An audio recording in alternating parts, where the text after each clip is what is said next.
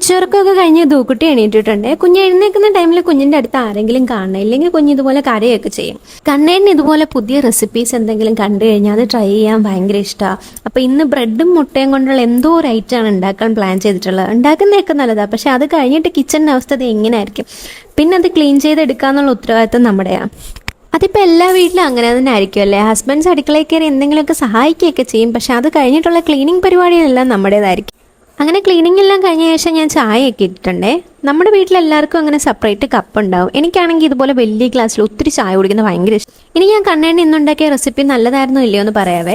സാധാരണ കണ്ണേണ്ണ ഉണ്ടാക്കുന്ന ഐറ്റംസ് എല്ലാം നന്നായിട്ട് വരാറുണ്ട്, പക്ഷെ ഇത്തവണത്തെ ഈ ഐറ്റം ഫ്ലോപ്പ് ആയിപ്പോയി.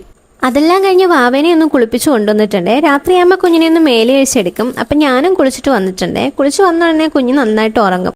അപ്പം ഞാൻ എന്തൊക്കെ മറന്നാലും ഡെയിലി സ്കിപ്പ് ചെയ്യാതെ ഉപയോഗിക്കുന്നതാണ് ദേ ഒരു സ്ട്രെച്ച് മാർക്ക് ക്രീം. അപ്പോൾ ആർക്കെങ്കിലും വേണമെങ്കിൽ ജസ്റ്റ് ലിങ്ക് ഒന്ന് കമൻറ്റ് ചെയ്താൽ മതിയേ.